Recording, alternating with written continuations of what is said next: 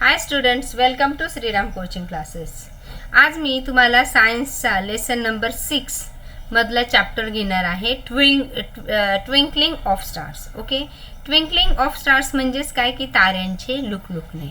आता बघत असतो आपण, तसा आपण हा टॉपिक पहिल्यापासून शिकतो. आपल्याला हे तर माहितीच आहे की तारे जे आहे ते लुकलुकत असतात. हे आपण लहानपणापासून शिकत आहोत. ओके, तर तसंच तुम्ही मृगजळ हे पण बघितलंय. रस्त्यावर तुम्ही लांबून जर पाणी बघितलं तर त्याचा तुम्हाला आभास होतो, आणि जवळ जाऊन बघितलं तर तिथे तर पाणी नसतं. ओके, तर आणि होळी आहे, इथे खूप वाफा वाफा वाफा वाफा असतात, आणि त्याच्या पलीकडे वस्तू जर बघितली तर ती तुम्हाला हलताना दिसते.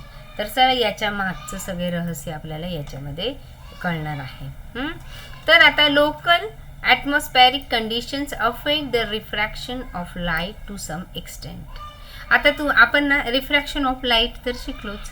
तुम्हाला मी सांगितलं की एका माध्यमातून दुसऱ्या माध्यमात जाताना, ॲक्च्युली आता तर तुम्हाला कळलंच असेल की आता हा आपला काय आहे, इकडनं आलेली आहे आपला इन्सिडेंट रे, आणि तर तो इथे थोडासा हे बघा, वेगवेगळे नियम पण मी तुम्हाला सांगितले की हा आपला मधला जो आहे हा नॉर्मल आहे स्तंभिका, तर इकडून इन्सिडेंट रे आला, हा थोडासा नॉर्मलकडे झुकला म्हणजे स्तंभिकेकडे झुकला, आणि डेन्सर मधून रेअरमध्ये जाताना तो स्तंभिकेपासून थोडासा लांब गेला, आणि इथे तो परपेंडिक्युलर आला तर परपेंडिक्युलरच गेला.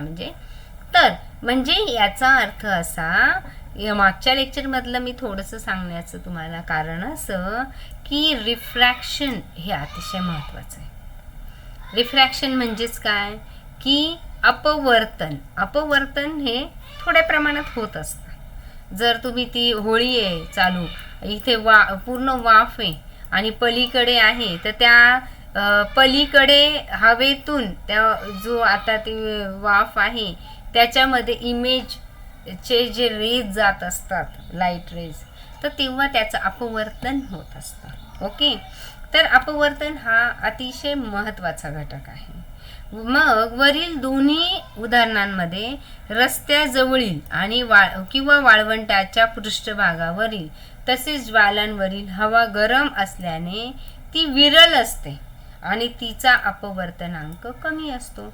हवा कशी असते, विरल असते. आता हे जे अबव आहे एक्झाम्पल्स याच्या, मग तिथे डेझर्ट सरफेस असो, हॉट रोड असो किंवा होली फ्लेम्स असो, हे सगळे कसे असतात, हॉट असतात.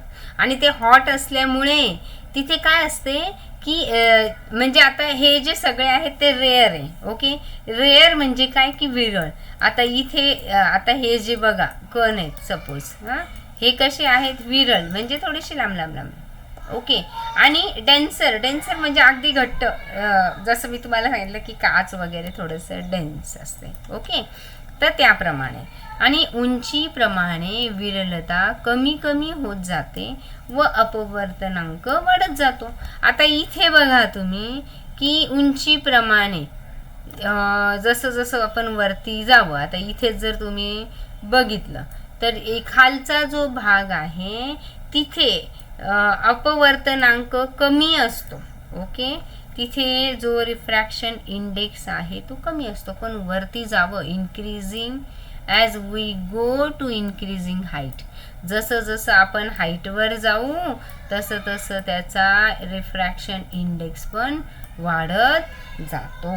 Okay, in the first case above, the direction of light rays coming from a distance keep changing according to the laws of refraction.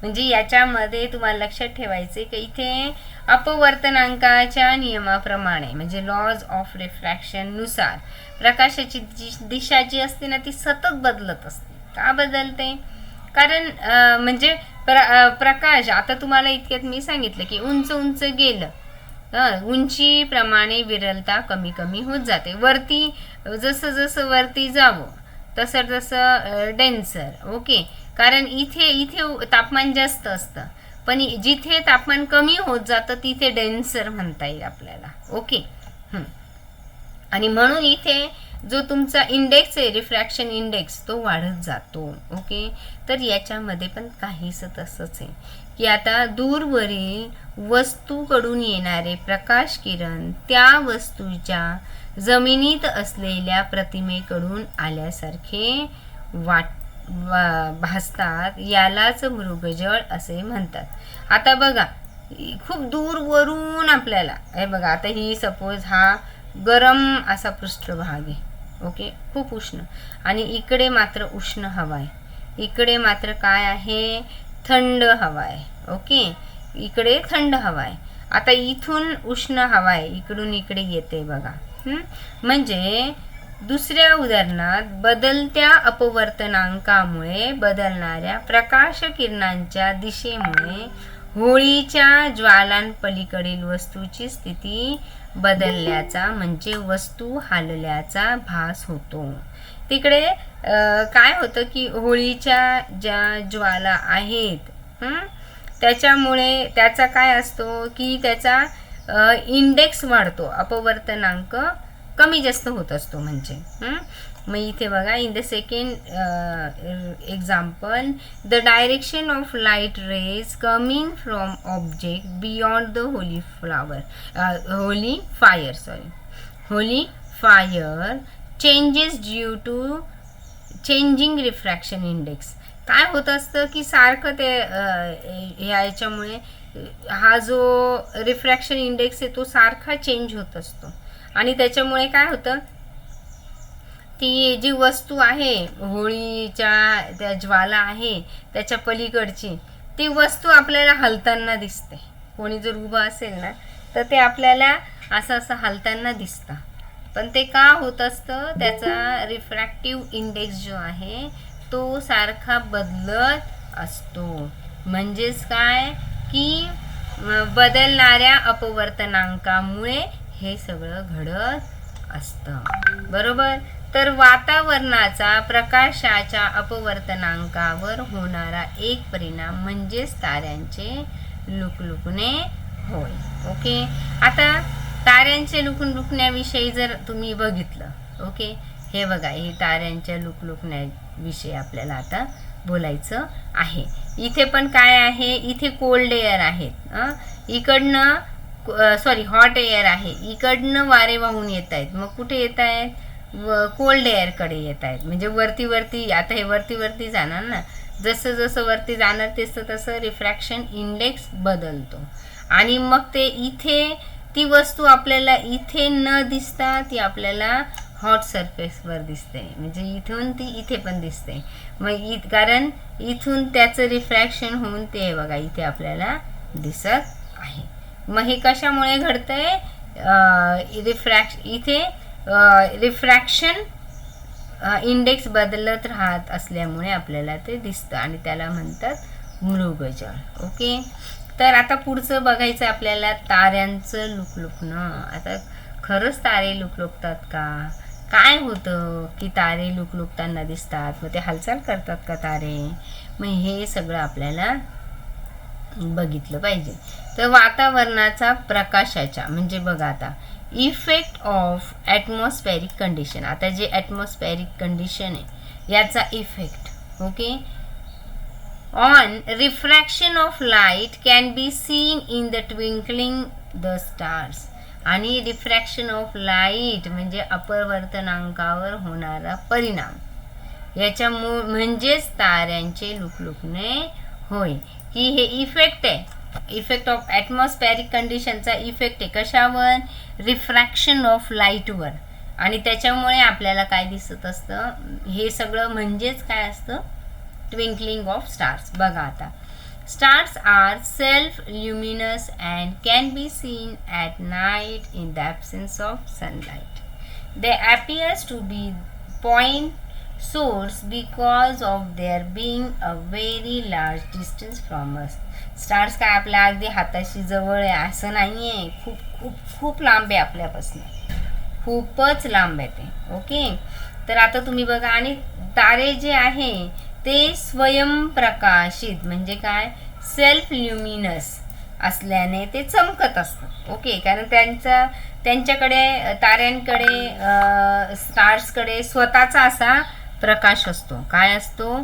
स्वतःचा प्रकाश असल्याने व सूर्य. आणि कसं असतं की वातावरणामध्ये संध्याकाळच्या वेळेला सूर्यप्रकाश पण नसतो, सनलाईट पण नसतो, आणि तारे हे आपल्यापासून खूप जास्त दूर अंतरावर असतात आणि त्याच्यामुळे ते प्रकाशाचे बिंदू स्रोत असल्याचे जाणवतात. आता तुम्ही बघा की खूप लांब आहे, very large distance from us as density. आणि त्याच्यामुळे ते कसं आहे, पॉईंट सोर्समध्ये दिसतात आपल्याला. कसे दिसतात? अगदी खूप लांब असल्यामुळे तो पूर्ण तारा आपल्याला तसाच्या तसा नाही दिसणार, तर एका पॉईंट्स मध्ये तो आपल्याला जाणवतो. ओके.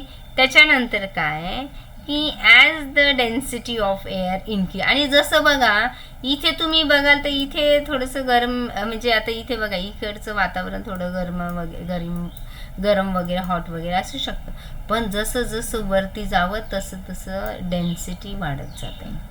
ओके. जसं as the density of air increases with lowering height above the surface of the earth, the refractive index also increases. Starlight coming towards us travel from rarer medium to denser. आता बघा की rare मधून काय आहे, denser medium मध्ये तो आलेला आहे. म्हणजे बघा की वातावरणातील हवेचा अपवर्तनांक जमिनीकडे येताना वाढत जातो. ओके. जमिनीकडे अपवर्तनांक वाढतो. ओके. म्हणजे हे बघा इथे हा वातावरणाचे थर आहे. सॉरी, आपण मगाशी वरती जाताना बोललो.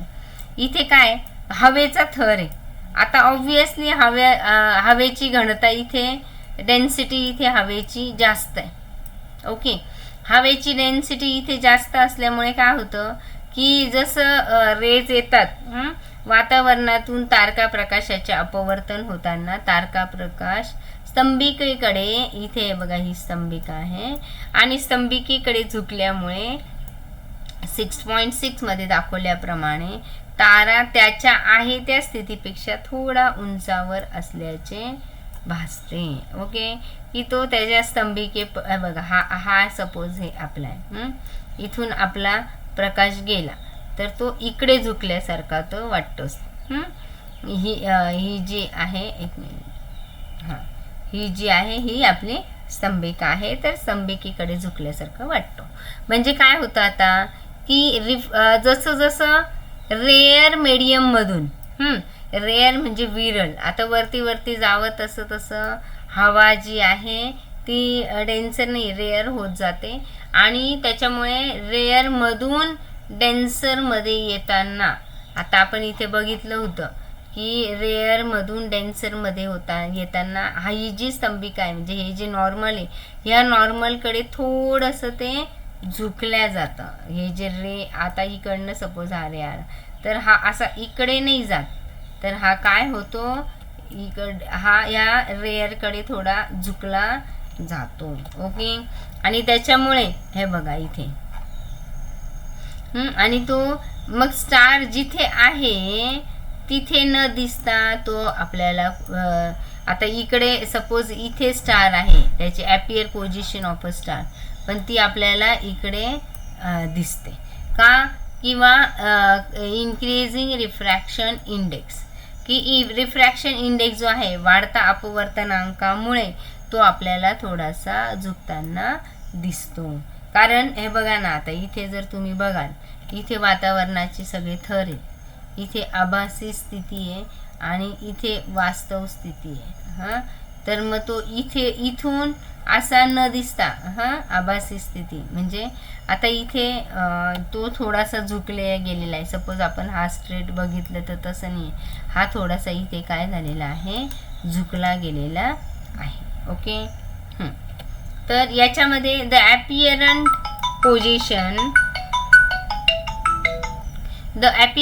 Position of stars keep changing a bit. This is because of the motion of atmospheric air and changing air density and temperature. Because of this, the refraction index of air keeps changing continuously. Because of this change, the position and brightness of the star keep changing continuously and the star appears to be twinkling. हे पूर्ण व्यवस्थित करायचं आहे. तुम्हाला येणार question, the star appears to be twinkling, तर त्याचं हे आन्सर तुम्ही पाठ केलेलं पाहिजे. सर्विस नंतर करते ना. तर बघा आता मग ताऱ्यांची याच्यामध्ये आता ॲपिरंट पोझिशन, ओके, म्हणजे हा जो तारा आहे, ताऱ्याची जी आभासी स्थिती आहे, स्थिर नसून किंचितशी बदलत असते. ती जी स्थिती आहे त्याची म्हणजे ॲपिरंट जी पोझिशन आहे ती स्थिर नसते, ती काय होत असते, ती किंचित अशी बदलत असते. याचे कारण म्हणजे हवेची सतत हालचाल चालू आहे, सतत हालचाल चालू असते हवेची, आणि हवेची हालचाल चालू असल्यामुळे घनता व तापमानामध्ये सुद्धा हवेच्या खूप बदल होत असतात. वातावरण हे कधीच स्थिर नसते, हे लक्षात ठेवा. The appearance position of star keep changing a bit, हे पाठ झालं पहिले. Appearance of position of the star keep changing a bit, की ती थोडीशी हलत असते, ती स्थिर नसते म्हणजे. आणि this is because the motion of the atmospheric air and changing air density and temperature. आणि त्याच्यामुळे काय होतं की जर वातावरणात म्हणजे ॲटमॉस्फेरिक एअरमध्ये डेन्सिटी आणि टेम्परेचर याची पण सारखी, याच्यामध्ये सुद्धा सारखे बदल होत असतात. म्हणजे वातावरणच स्थिर नाही, आणि जर वातावरण स्थिर नाही आहे तर त्याची घनता आणि तापमान याच्यामधला बदल सारखा होत असतो. म्हणजे डेन्सिटी आणि टेम्परेचर याच्यामध्ये सारखा बदल होत असतो. आणि त्याच्यामुळे काय होतं, एखाद्या भागातील हवेचा जर अपवर्तनांक सतत बदलतोय, म्हणजे इथे काय होतं की रिफ्रॅक्शन इंडेक्स जो आहे तो सतत बदलत असतो, आणि या रिफ्रॅक्शन इंडेक्समध्ये होणाऱ्या बदल्यामुळे ताऱ्याची आभासी स्थिती व प्रखरता पण सतत बदलत असते. त्याच्यामुळे काय होतं की the position and brightness of the star keep changing continuously and the stars appears to be twinkling, आणि म्हणून स्टार हे लुकलुकताना दिसतात. म्हणजे हे कशामुळे होतं, अपवर्तनांकामुळे. ओके, तर आता बघा की ग्रह आहे, ओके, म्हणजेच काय, प्लॅनेट्स आहे. Do not see twinkling of planets. आता हा पण प्रश्न येतात की ग्रह आपल्याला लुकलुकताना दिसत नाही. जसं आता स्टार्स दिसतात पण प्लॅनेट्स लुकलुकताना दिसत नाही का, असं रिझन विचारते. मग त्याचा आन्सर इथेच आहे. This is because planets are much closer to us as compare to star.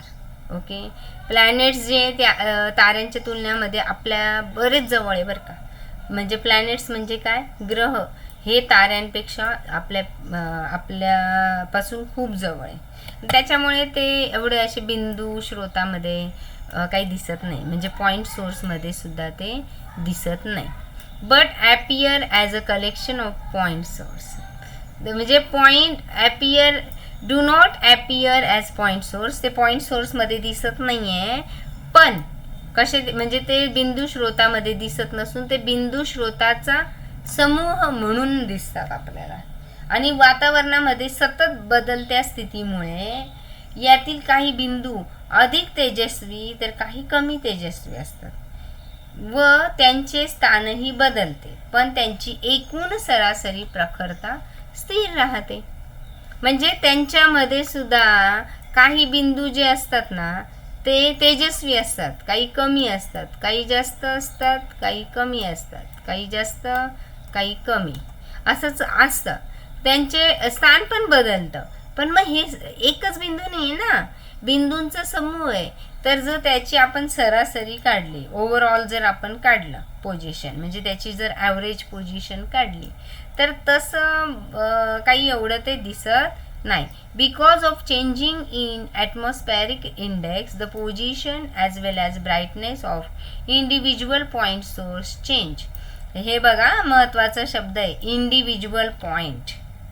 हा जो आहे तो प्रत्येक जो पॉइंट आहे तो इंडिव्हिज्युअली ब्राईटनेस होत असतो, त्याची पोझिशन चेंज होत असते. पण तो एक पॉइंट नाही ना, त्याच्यामध्ये अनेक पॉइंट्सचा तो समूह असल्यामुळे त्याचं ॲव्हरेज पोझिशन आणि total average brightness remain unchanged, आणि ती म्हणून मग ती अनचेंज राहते आणि प्लॅन्स डू नॉट ट्विंकल. तर अशा पद्धतीने इथे एक क्वेश्चनचा आन्सर आपल्याला मिळतं आहे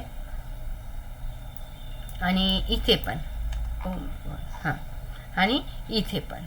पुढचं बघा की by sunrise we mean the appearance of sun above the horizon. Horizon म्हणजे माहिती आहे तुम्हाला क्षितिज. हां, तर सूर्याचे क्षितिजाच्या वर येणे असे आपण म्हणतो. जे हॉरिझॉनच्या वर सूर्य म्हणजे सूर्योदय होणे म्हणजेच सूर्याचे हॉरिझॉनच्या वर येणे, क्षितिजाच्या वर येणे असं आपण म्हणतो.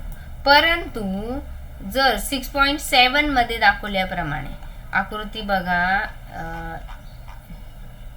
6.7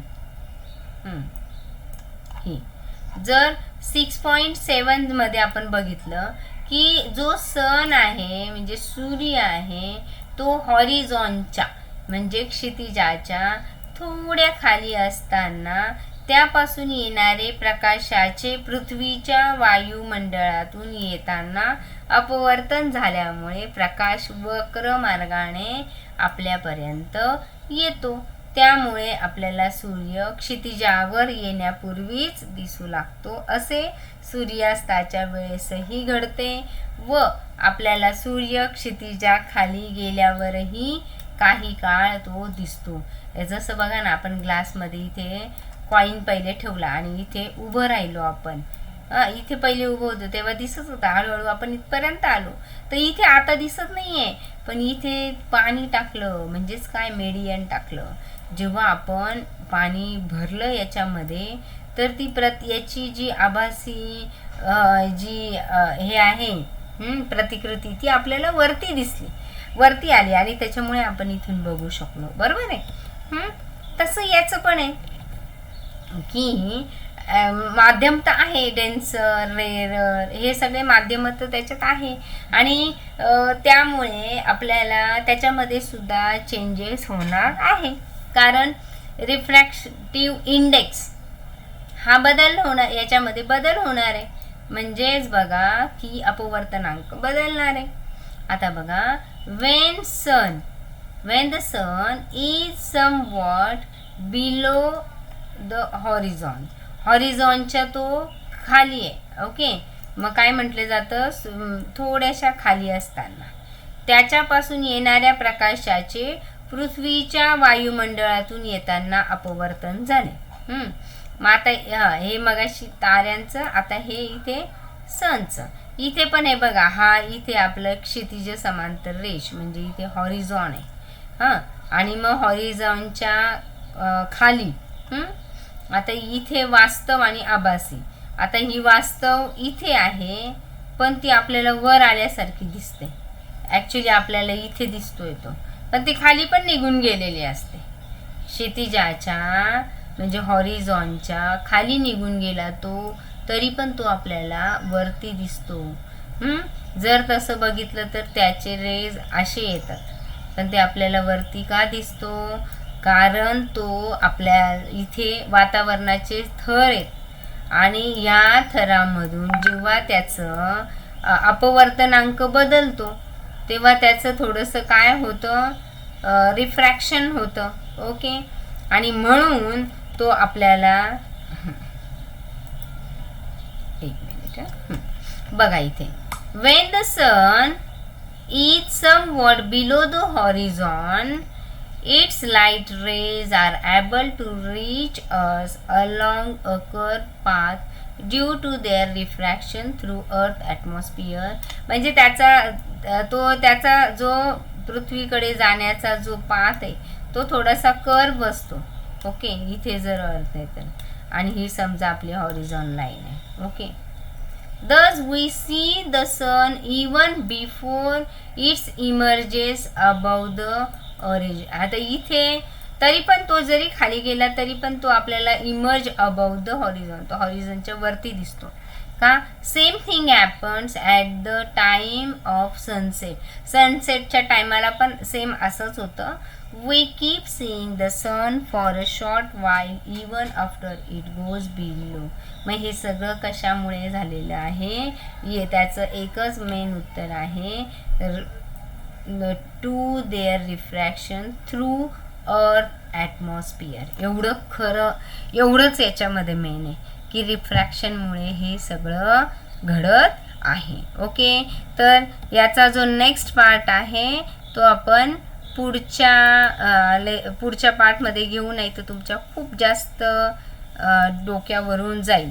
ओके, आणि म्हणून पुढचा जो पार्ट आहे आपला प्रकाशाचे अपस्करण, तो आपण पुढच्या पार्टमध्ये घेणार आहोत. Thank you very much.